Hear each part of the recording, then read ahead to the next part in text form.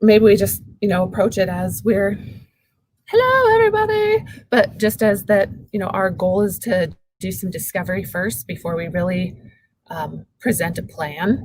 But I think that's good. As we look into a lot of this and figure out what's been coming, and hello, if you're on, say hello, whoever's watching, drop a note. We'd love to say hello to you. Good morning. You can see the mountains today. I know. Which is a plus because normally the air is so bad you can't see it. I can't believe it. Hi, Dennis. Great to see you. I'm blown away actually by the air quality. And I don't really have very bad allergies usually. Hi, Dawn. Good morning. Good morning. I'm actually excited to chat with Dawn and get Dawn's feedback. Dawn and Dennis, we're really curious about the order that's come out from the DEA and the new UDAF proposal. What's some thoughts and some feedback as we've seen it just kind of roll in? I just actually showed Dawn what was going on this morning, and so she's going to take some time to look over it, and then we'll chat about it later on or another time once we get a plan together. But if you guys have any questions or any insight, I'd love to hear it from you. For those of you that are just jumping on, say hello and let us know if you guys have any questions about what's up and coming, and maybe how we as an association can support and what we need to do. But as for the fires, I took some awesome pictures of a red sun. That at least is beautiful. Yeah, the sun is beautiful. But then when you realize that it's the air quality that gets you there, you're like, oh, maybe I'm not as good. Yeah. Well, and I definitely, without a doubt, allergies or something, I haven't felt very good. So I'm sure that it's related to the air. Are your kids back in school, Dawn? My kids are back in school, so thank goodness. And they're actually going to school and they're social distancing. And we've spent more money on face masks now than I ever would have thought I would have. Okay. But I do have a good story to share. So I took my mom over to get some CBD, and she's an older lady, right? So she was very cautious about it, and she's heard a little bit about it, but I think she's following that mainstream. Like, do I really want to do it? Am I doing drugs if I do this? Yeah. So I took her over to CBD Shaman, which is by my house. And the lady there, Dawn, shout out to Dawn at CBD Shaman in Holiday. She gave my mom a little sample. And of course, my mom was, I don't think it was any better than the aspirin. And then 3 days later, she called me and she said, I went back. I got some for myself and I've been using it and it works great. There's no swelling in my leg. There's no pain in my leg. So just shout out to them for taking care of my mom, and shout out to Mom for actually trying it with an open mind and seeing that it does work. So one more advocate on our side now. So tell me this, because I have a really hard time. My friends, and it's probably my approach, I feel like I shove it down their throat sometimes. But what was it that your mom finally decided to say, okay, I'm willing to try? I think because she's been to the church so many times, and their version of what to do at this point is like steroids or opioids. Like, they keep wanting to give her oxycodone. And she's like, no, I'm not taking that. I absolutely 100% don't take that. And so I told her, I'm like, just go try it as an alternative. Just go see if it works. Even if it works a little, that's better than what you're doing. So I think it was her frustration with the medical side and what they wanted to do that led her to try something new. An alternative. Anything. Yep. I think a lot of my friends are still pretty resistant and pretty reserved about it. And there's been a lot of product that they try that they just don't think. And I just keep hearing more and more that just take more, consume more. It's not take a little 25 milligrams for once a day for the rest of your life. It really is. You need more if you've got swelling or more issues or whatever.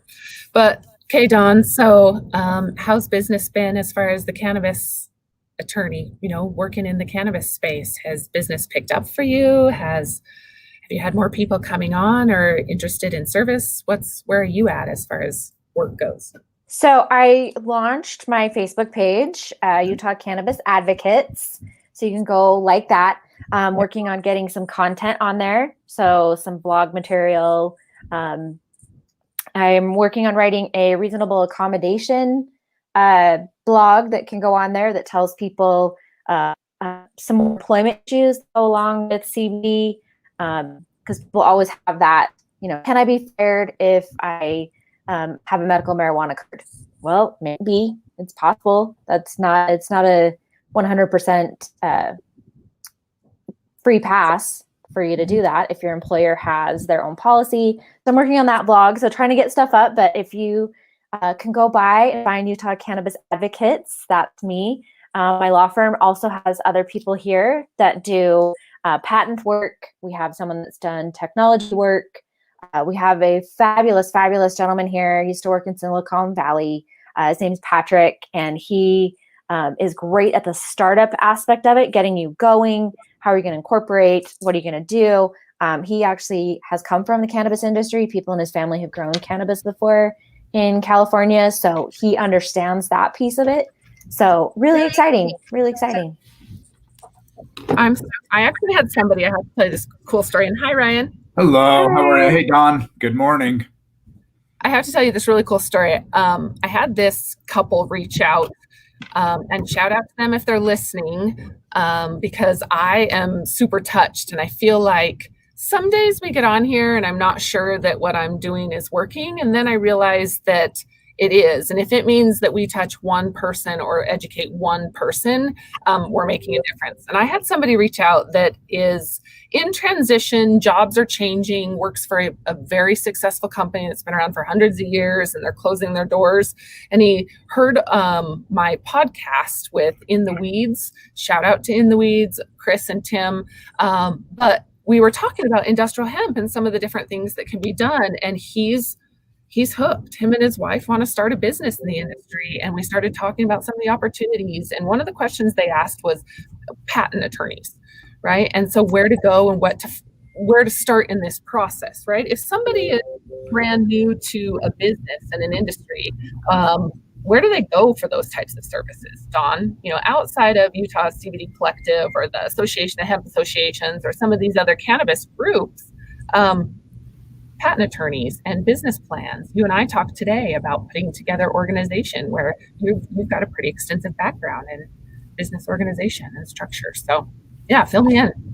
So give us a call. Like I said, we have several people here. We have attorneys that have actually studied mergers and acquisitions that are focused on the cannabis industry, the hemp industry. So something that you wouldn't ordinarily think of, bringing two businesses together or buying a business out, that's something that we can help with. But like I said, in my office, I can help you. Or Patrick, I think, is a phenomenal resource because he's done it. He's worked for these companies in California. He understands the background. So I think that's where we have the leg up.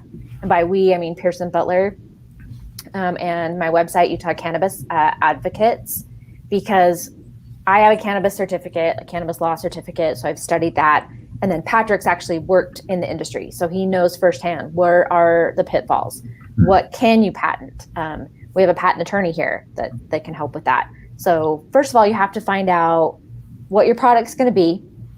Super, super important. Find out who your audience is going to be for that product. You got to know that up front. Who am I selling to and how do I reach those people? And then you come and say, okay, because I've got this product, I want to sell it to these people. This is what I'm looking to patent or copyright or protect because I do have this supply chain and I don't want that disruption in my supply chain.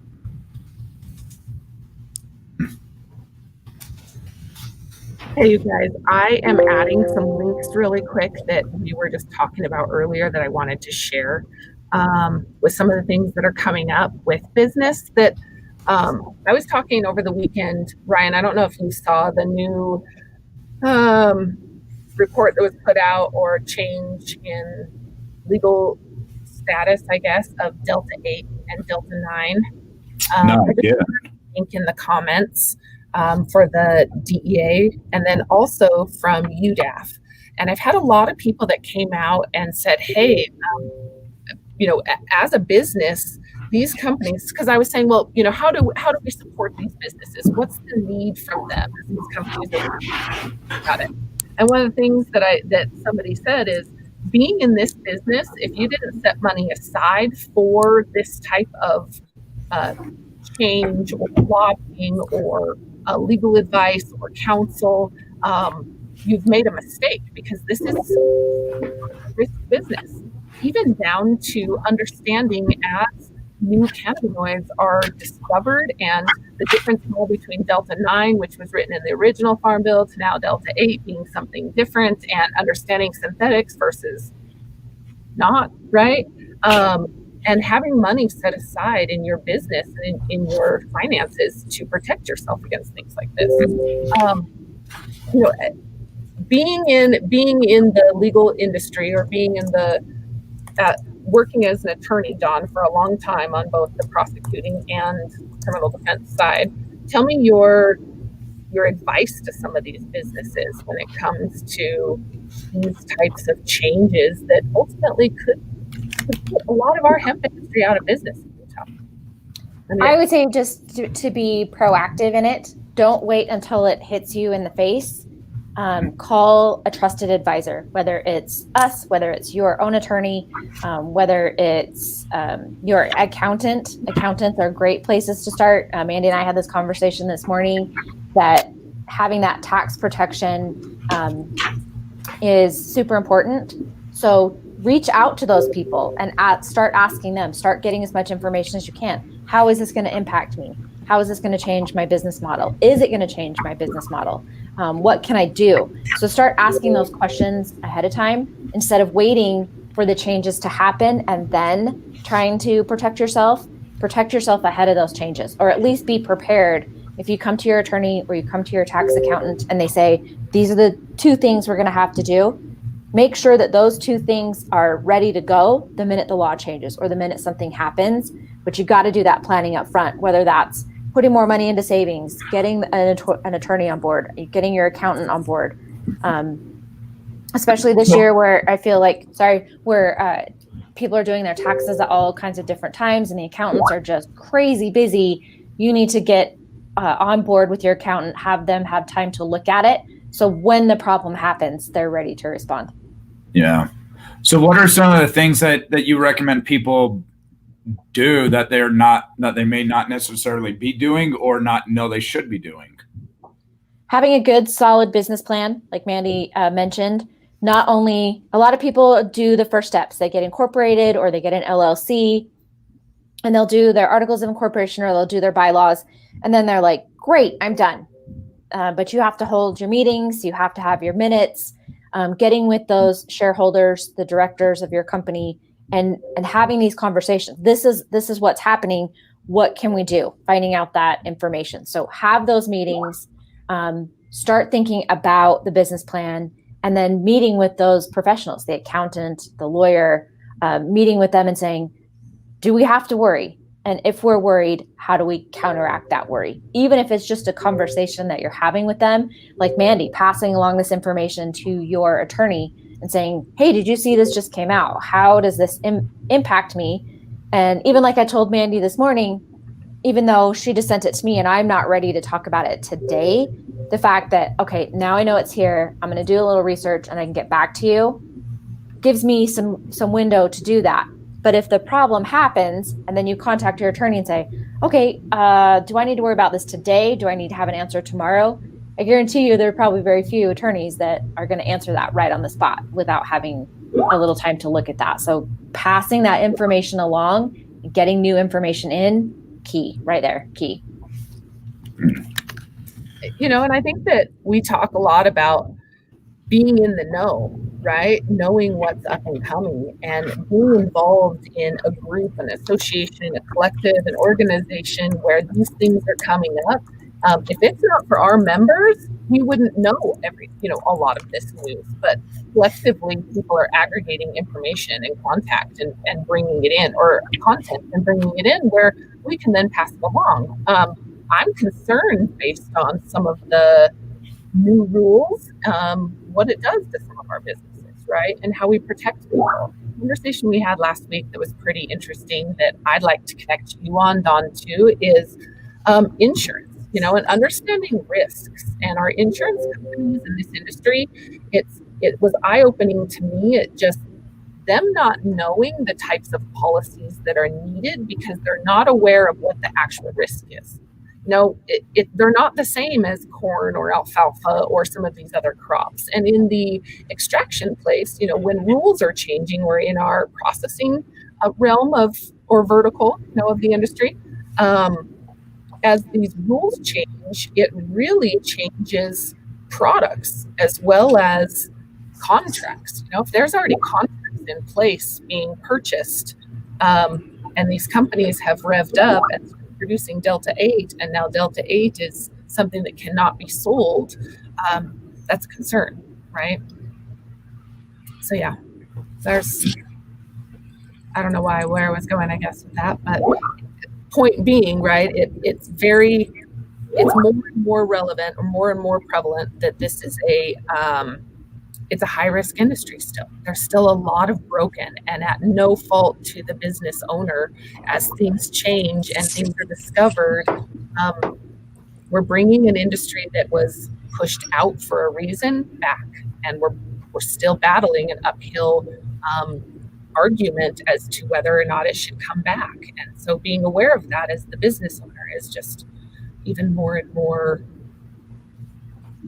eye-opening, I guess, to me. How about that?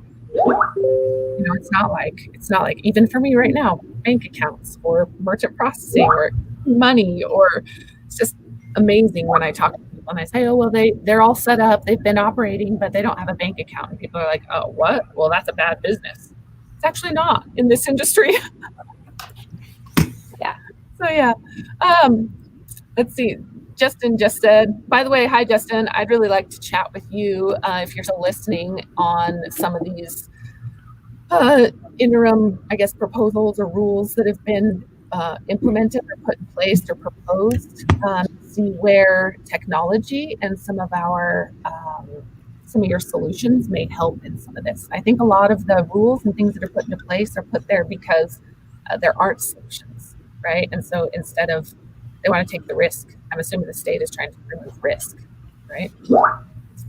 Says we've got an IP attorney as an owner, huge help with our business on a regular basis. Absolutely. We also help her bar well. What? We also keep her bar well stocked so she continues to answer our calls. See, Dawn, yep. You tell me the same, whether it's drinks or not. So anyways, Ryan, do you have anything else? Do you have anything you want to add? Well, I want to ask Dawn how she got into the industry and how she got so passionate about the industry. I know you work a lot in it. You come up all the time. You've been watching the show. I just like to learn a little bit more about you. So I was a prosecutor for 12 years. And a lot of that time I spent prosecuting people for marijuana. And I did see, I think, a lot of the times there were honest to goodness people that just needed that help, right? For whatever reason, if it was anxiety and it was helping them, if it was glaucoma, whatever their ailment was that brought them to that, there's a distinct divide in there. There are people that are using it recreationally and abusing it in that space. And those are much different than the people that are using it that have a medical need for it. And whatever that is, even just anxiety, I would see that it would help these people.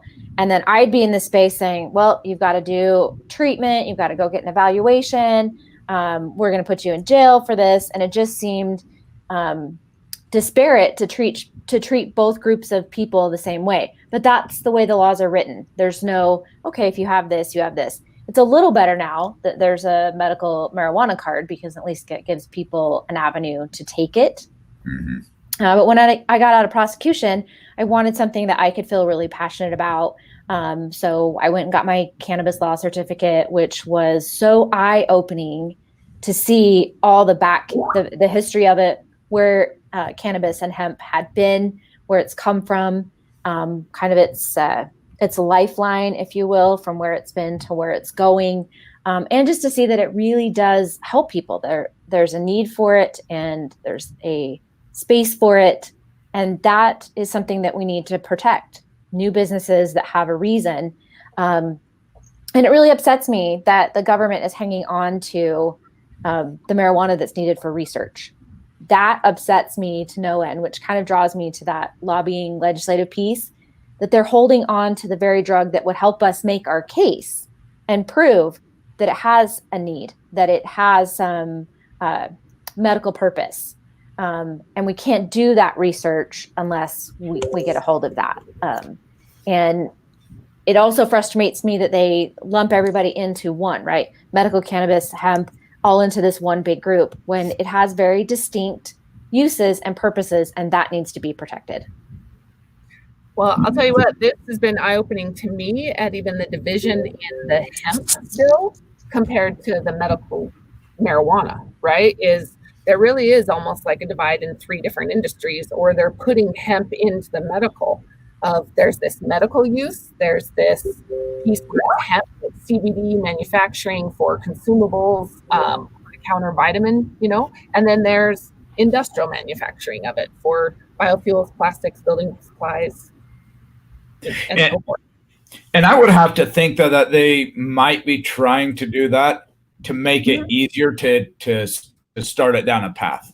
I think it'll be easier for them to get the industrial side going than possibly the medical side. And I think they keep stumbling over themselves on even the health and CBD side. And so it's, it might just be that the people that are putting that forward is saying, okay, what's the path to least resistance? And let's start there. And then let's take it a step at a time. I don't know. I mean, Mandy, I know you're looking into the industrial side a lot. To me, that seems like that would be the easiest one for them to possibly agree on, especially if we could just get people to grow it. What do you think? I think on the industrial side, I think where the question is regulating the difference between the medical and the nutraceutical or vitamin side, the piece where medical, I think that you get a card, they regulate who gets it, right? Certain diagnoses. I think still there's this track and trace concern, but a little bit more regulated there. I think where it's heavily unregulated or they're trying to really come down and place regulations around that hemp flower and flower that's used to extract for CBD and regulations around SOPs and manufacturing practices and GMPs. So it's funny, I kind of saw this as a concern a while ago, between the industrial, where it's labeled industrial hemp, and I don't want to rub industrial hemp on my face, but there's still this hemp that is being used for flower that is still the same plant as the cannabis and the, or as the medical and the industrial. It's just genetically. I'm really, I guess, kind of baffled. I understand when we talk about business and state and risk, they've got to eliminate the risk and then slowly, I think, let it back in. And where there isn't a lot of control on track and trace, shelf and distribution and where it's coming from or what ingredients are put in, it makes it very difficult. But I think that, I guess I'm not really surprised. I think it just we have to change it. We as an association, I feel a sense of obligation to support my businesses that are in this industry because, like it or not, that whether this affects the industrial side, it heavily affects the entire industry. And there's a lot of questioning from the Farm Bill to the DEA to the state level, and everybody's trying to do something different. So I don't think that these new rules really change industrial at all. I think it's the manufacturing of hemp as for CBD or CBG, CBN, over-the-counter purposes. Yeah. What I'd like to go back and see, or if someone that's watching knows, is how the scrutiny of this industry compares to the other industries. So there are, multi-billion-dollar industry in weight loss products. Is someone scrutinizing the weight loss industry business as much as they're scrutinizing hemp and CBD? Because billions and billions of dollars are spent every year in a myriad of ways to get you to lose weight. You can drink it, you can eat it, all of the bars and the foods and all of these vitamins that they say will help you lose weight, or all these substances. And people buy them incessantly. And no one's, very few people are saying, is that really wise? Is that really the best product for you? Do you know what's in it? No one has those conversations, because the end result is I'm going to be thin. And that's what people are focusing on, right?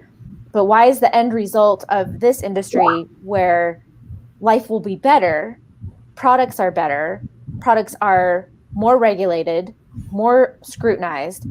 Why is no one seeing the end result here? Here, everyone's focused on you shouldn't do it at the beginning, and they're not looking at the end result. So that's something that, go ahead. I was going to say, that's a really interesting comment, because when you look at the supplement world, the nutraceutical world, there's a lot of bad products that are out there. And like you said, there's billions of dollars that are spent on it. So why don't they get the same attention that this plant does? And what's interesting about that is a lot of people that sell different nutraceuticals, different supplements, especially when it comes to e-commerce sales, they run into issues where they have customer complaints that really go on the rise.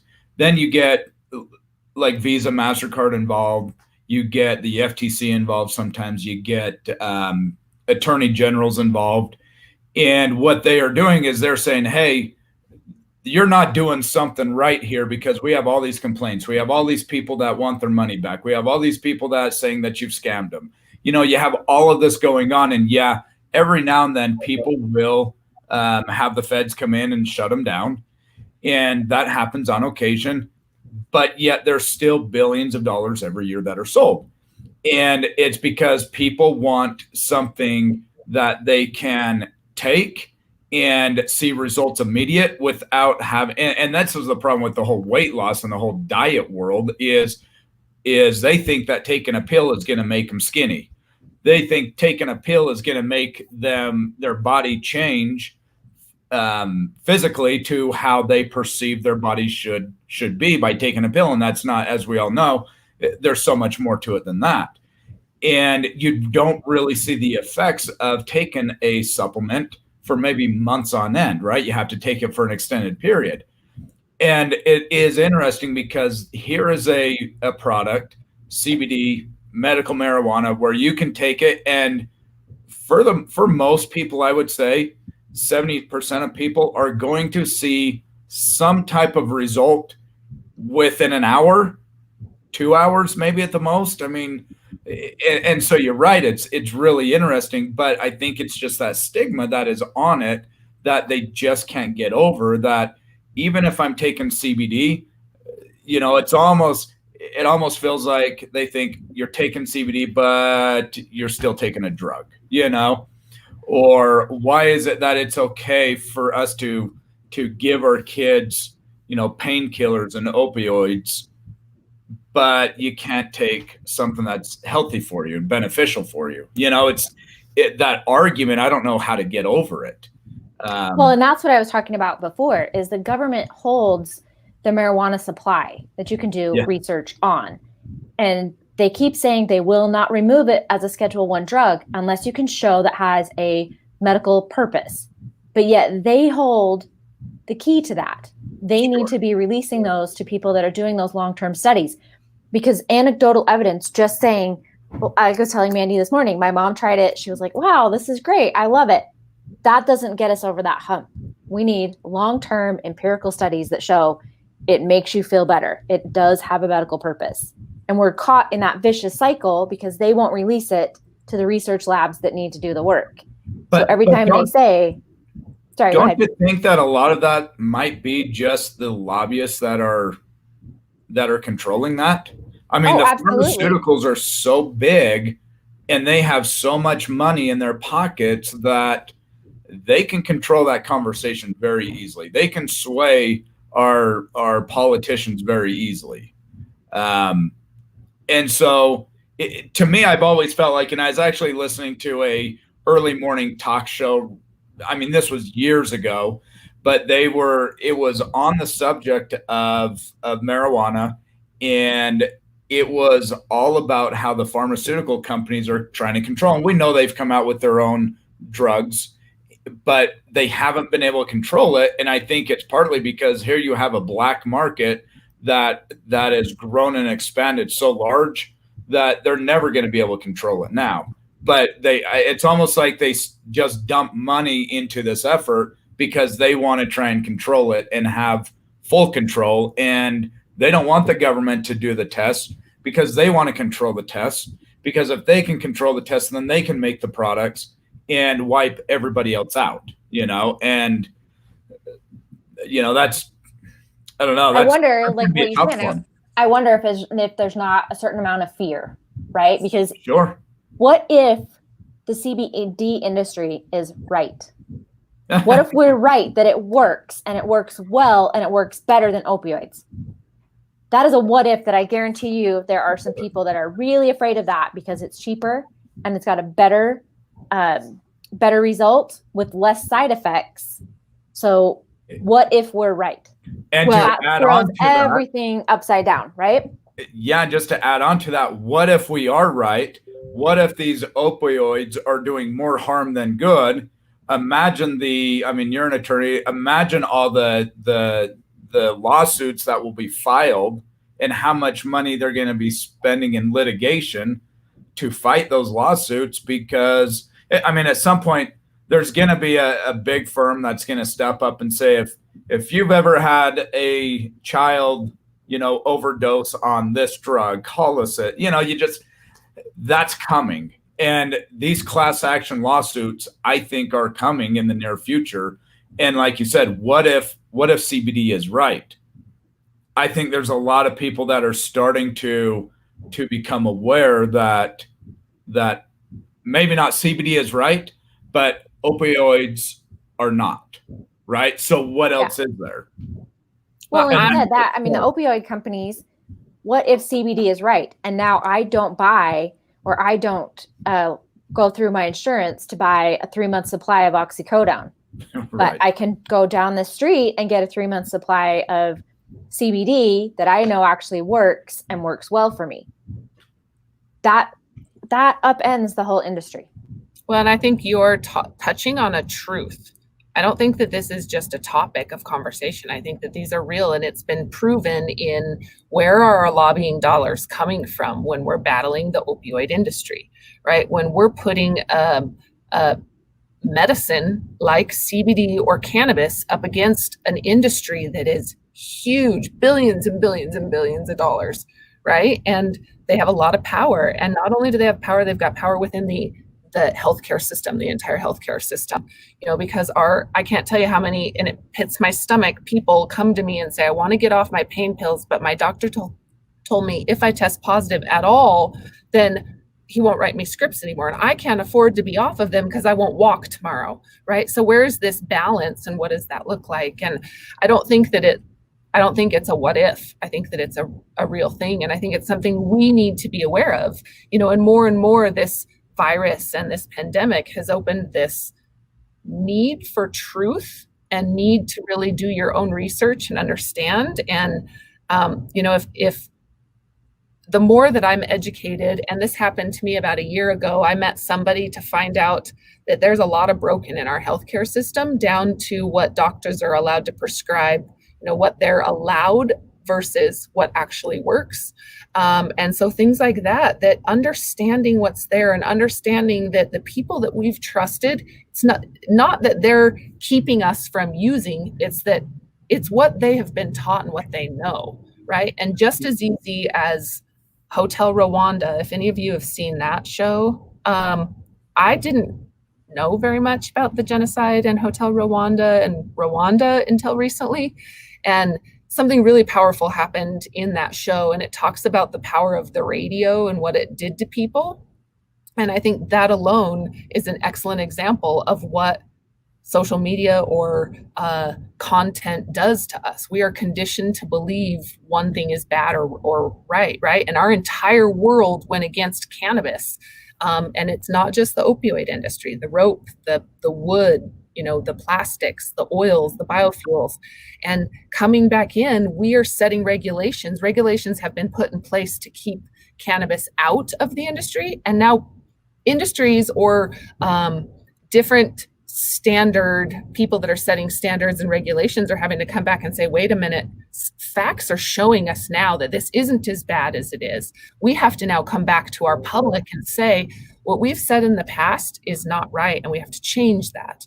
And so I think that there's a lot of question around what those are and how do they navigate that, and how do you come out and say, now CBD can be a drug and a nutraceutical, where it's the only drug that's like that. It's the only thing out there, right? And so it doesn't surprise me if they are trying to pigeonhole anything CBD or hemp into that medical umbrella.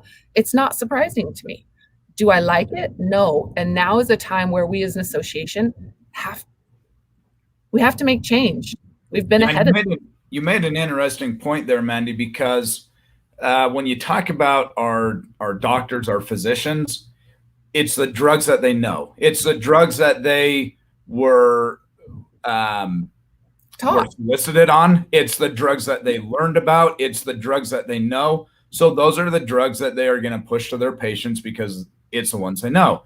And we know there are a lot of doctors that have started to look into CBD, into medical marijuana. They've started to do some research, but then you wonder who's teaching them, and is their perception or their ideology of it maybe a little bit skewed, where they're going to paint it in a certain manner and not necessarily how it could be. And then thinking on back to the large pharma companies, I think one reason why that is the case and why they're so big and why these doctors really push the ones they know is I don't know if you know this, but the U.S. is only one of 2 countries in the entire world that allows the pharmaceutical companies to market directly to consumers. Everywhere else, it has to go through the system. They cannot go directly to the consumers.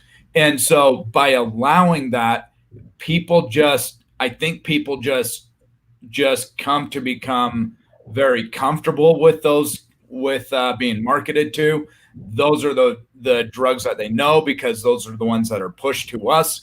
And then they're the ones that the doctors push as well. You're not seeing that there's any push on the CBD side. You're not seeing that there's any push for a cannabis side. So it's again, like I said earlier, who's in control? Justin made a really good comment here, man. If you want to pull that up, there's this one and then the next one down, but I'll read it. Biggest difference is a recall tool. Being able to recall a bad, harmful product is what covers those products. If a contaminated product hits the market for XYZ industry, they can recall the batch. Hemp doesn't usually track for recall, so it's an unknown liability. Track and traces inventory control, not recall management. Hemp batch tracker was purposely built for recall concerns. So very interesting. I love Justin for that. I want to address that just real quick because I think this is a real thing. When we talk about, well, why is the government doing this? Why are they putting all of these implementations in place? Why would Utah want to pull hemp off the market if that's what's, as people are saying, whether it's true or not? I wholeheartedly believe it comes down to risk. Why would an investor invest money if all the risk is on the investor? Why would a business come into business if all the risk is on the business? The state allowing us to sell or recreationally use cannabis, CBD, marijuana, synthetically make Delta-8, whatever it is a risk if we do not have track and trace in place to go back to whose fault. How do we know if we don't get heavy metals and we poison an entire group of people because we use bad hemp, right? How do we know that I didn't buy from 15 different farms and one of those farms had E. coli and now all my product has E. coli? And so I think that this is something that I really want to draw attention to, and I really want to learn more about this because I think that it really is a solution to, and I know Justin's company outside of just hemp has a ton of experience on recalls and But it's something, Dawn, I'd like to even explore on the legal side and how to protect both the farmer or manufacturer as well as the state and consumer, right?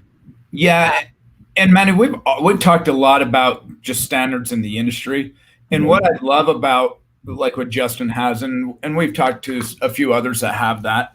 If you can go to a full track and trace system, the advantage of that is now as there's multiple advantages, but now on every level, from the government to all of our regulatory bodies to consumers to businesses, we know where that product came from, right? And as a consumer, if I'm an educated consumer, which I think a lot of people that will get into the cannabis space at some point will become educated because they're going to want to learn more. If you could have a track and trace protocol or icon even on a product or on a QR code so that you can pull that up and see where it originated from, what the processes were. I mean, for example, was it grown in China? Was it imported in? Was it maybe grown in another country, exported to another country to be processed? Or is it all local? Is it all regional? Is it national? Are the companies that touched it, are they certified companies as well? So you start going across the whole chain of it, and then it starts to be able to put legitimacy in every aspect of the industry. And that's where you'll know I've got a quality product. I know where it's coming from. And obviously everybody's idea of quality for them is going to change in, different companies. But if all the companies went through the same process, what just happened? You're still here. I see you. No, sorry. All of a sudden, my browser just did something really odd. Firefox decided just to relaunch itself, and it covered, so I thought I was off.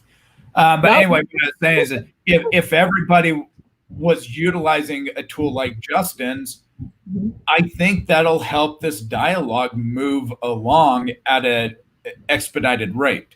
It would definitely help what the association's doing. It's going to help for attorneys, it's going to help. I just can't see that it won't help every step along the way. Well, I think one of the things is we need to have smart consumers. And like you said, people that get into this space, from my experience in dealing with them, most of them are really, really bright and they've done their research and they know what they're doing. They're not, very few are just like, it sounded like a good idea, so I did it. But having that smart consumer. So when you're selling these products, explaining to the consumer, this is how I'm doing it better than the other guy. This is what the industry standards are. And then those smart consumers need to start those conversations with their representatives. We've talked about that many times here and that we need to get into these representatives. But one of the best ways I think to do that is individual people asking their representatives, what do you know about this? What are you going to do about this? This is important to me. I'm one of your constituents. What are you going to do?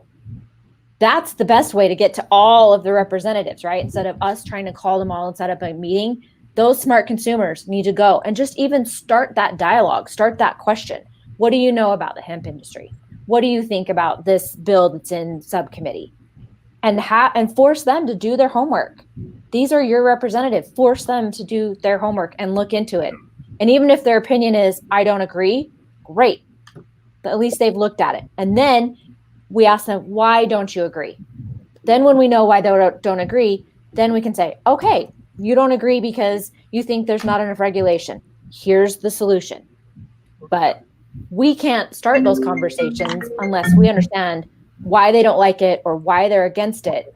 That gives us the ammunition that we need as an association to come back and say, no, here's the truth. Here's what you need to know.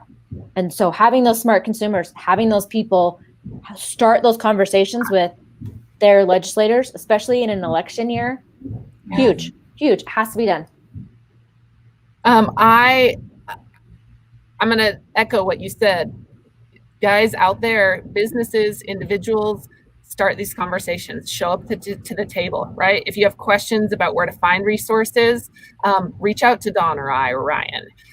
We're available. If If you have any questions specifically, show up to our association meetings, right? I can help make connections, but really getting in touch and figuring out what that is. I think that's the biggest thing for me, that I feel this sense of pressure, is really figuring out this why. Like I hear businesses, and this is my advice, just be careful. This isn't a personal attack on one person or one business, right? This is a solution together we can resolve, and it's really a solution that we need to. Dawn, where do you see the solution needing to come from? Federal level or state level? And if it is released on the federal level, as far as legally being able to be used, what happens then on the state level? Is this then where the state, our residents start walking?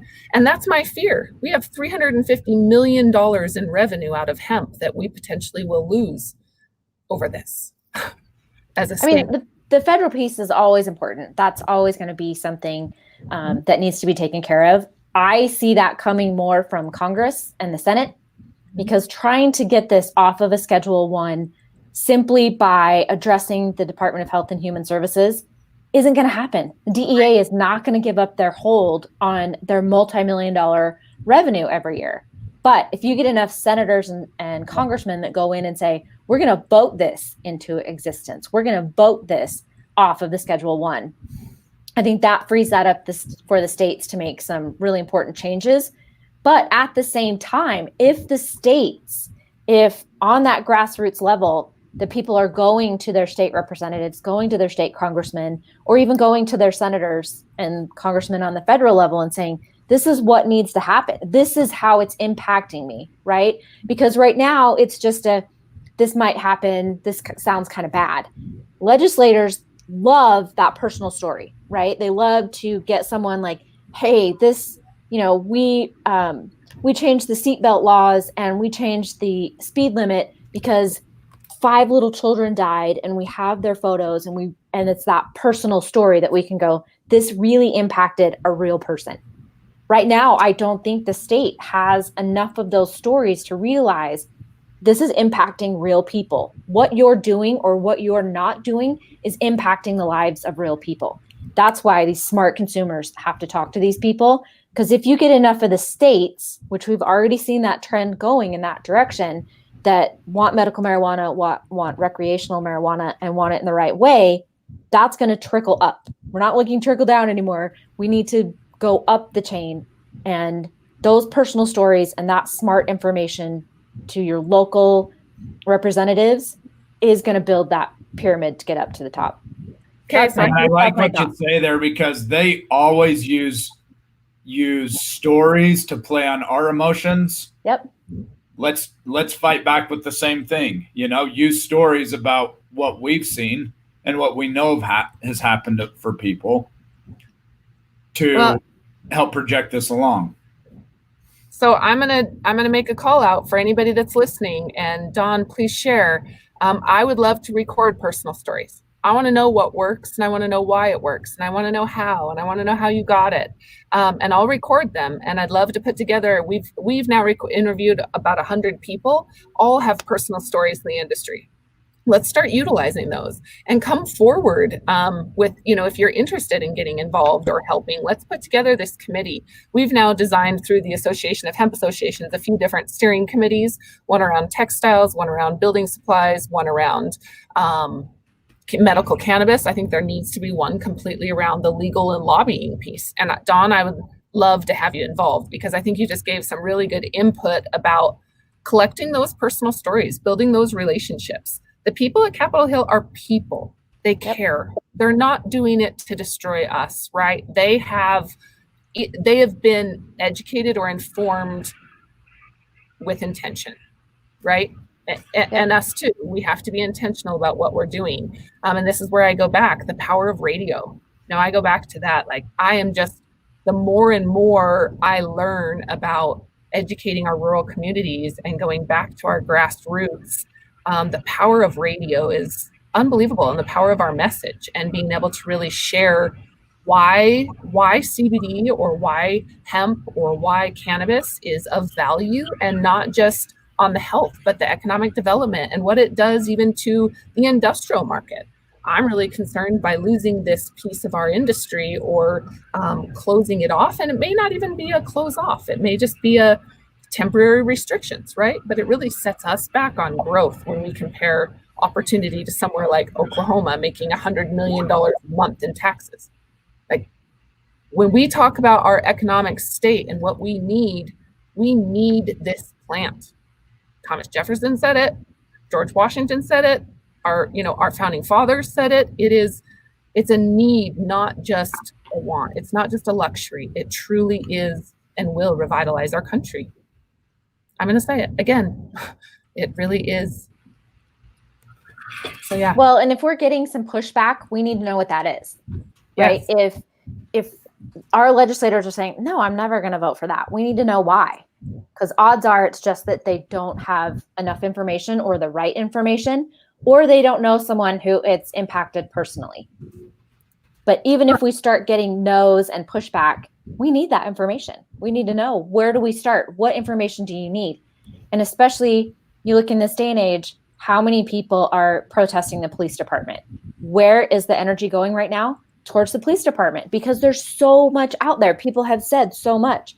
Start doing that with the hemp industry so that people are talking about it, so that the legislatures themselves are going, hey, have you been contacted by 10 of your constituents? And the other person's like, yeah, this must be something we should look at, because all of a sudden there's this interest and people want to know what's going on and what are we going to do about it.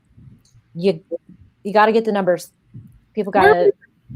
Where are we for timeline? When something like this comes up and is proposed, then when does it become effective if it's accepted?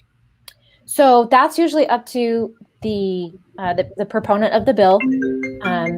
You have to decide if it starts on the date that it's signed or if it's retroactive.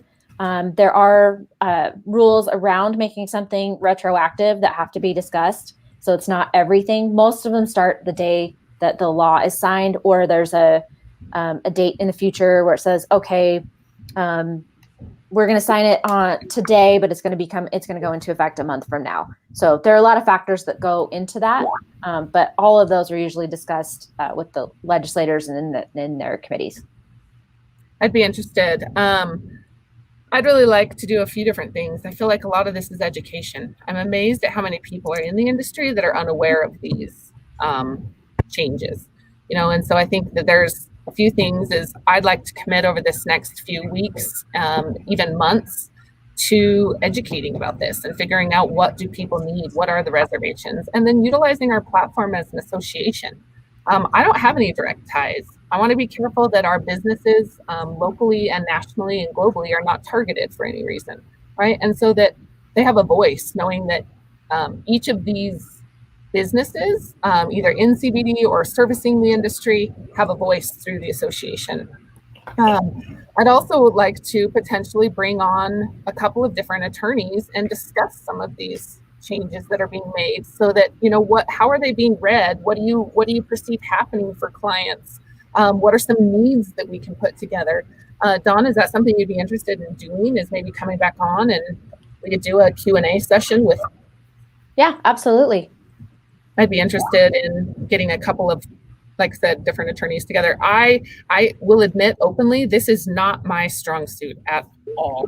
I do not know law. As I try to read through some of it, it goes in one ear and out the other, or right over my head. I don't follow it as well, where there are some other people that are, I don't know if I should drop names, that I will help push this initiative and are very, very educated. So I'd like to bring them in and invite them. And if I have not invited you, again, I want you to get involved. Utah really doesn't have a voice for this. And so that's where we're here to step in and really help. And I shouldn't say that. They have a great voice in a lot of areas. Now we need to bring them together, because this will affect a lot of people if we're not careful. And so, yeah. Do you want to real quick address what Justin was talking about earlier? The money is big enough motivator.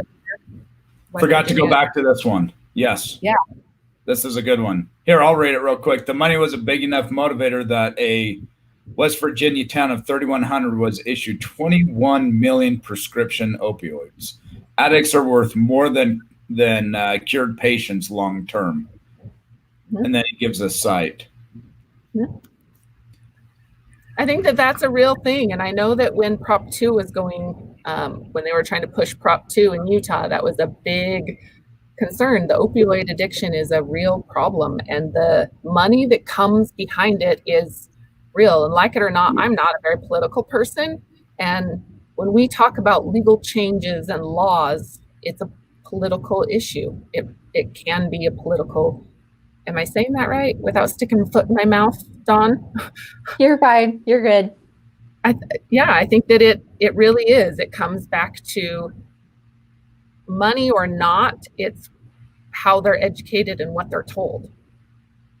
And if I trust the people that I'm hanging out with and they tell me one thing and I don't take the time to do my own research, which you can't expect these people to do all of that research. As much as I'd like to believe the people that I'm voting in will and do and are, come on, we only have 24 hours in the day.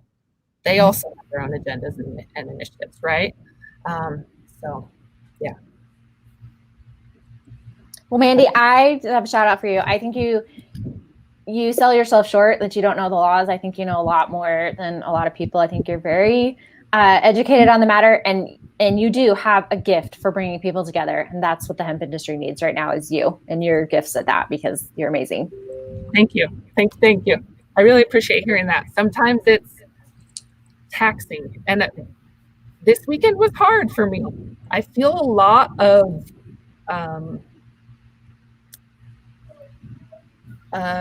pressure, maybe. I feel a lot of, like, I owe it to this association to stand up for what we as a community need and what's in the best interest as a whole. And so I again, I'm going to call on you guys to get involved. Why are you making me cry? Someone said you cannot get emotional on air, Mandy. Anyways. It's real. It's what it is. Oh, that's awesome. Anyways, thank you so much, Dawn, for joining us. Let's get together. If you'll send me over a time that works, that you and I could spend a couple of hours and kind of do some organization talk. And then I'd also really like to chat. Let's see if we can schedule a time in the next week to get a couple of attorneys to discuss some of these. And I'm fine to do something beforehand, or maybe record beforehand and then put it up, whatever works best for you. But I really think it's an education piece, and I want to use our platform to just let people know, what does this look like? And really, if they're put in place, if these rules or changes don't affect people, then at least it's an education of, what do we do to make changes so that it's not detrimental. Yeah. Cool. Well, thank you, Dawn. I appreciate you very, very much. Always a pleasure. Yep. Thanks for coming on today. Thank you, everybody, for joining today. Yep. Thank you, Ryan. Okay, we'll see you guys. Thank you. Tomorrow. Okay. Oh, hey, one more thing before we sign off. I can't believe I almost forgot this. This Thursday, we're doing a meeting. Anybody that's interested in moving the market in textiles. I've got a couple of young ladies that run an incredible mill out of North Carolina. They're putting together, I'm putting together, I guess it's kind of part of our steering committee, right? Through the association, where we can kind of move the footprint for the processing, the manufacturing, the investing, the business model, but anything around textiles and fabrics, PPE, will come up quite a bit. And then also on the 3rd, September 3rd, Now CFO is sponsoring another executive shooting event. So September 3rd, 8:30 in the morning, Wasatch Wing and Clay. If you're interested in joining, let me know and I'll send you an invite. I will add the invite at the bottom of this real quick. But other than that, I think that's it. I won't forget now. Okay. Thank you very much. See you later. Thank you.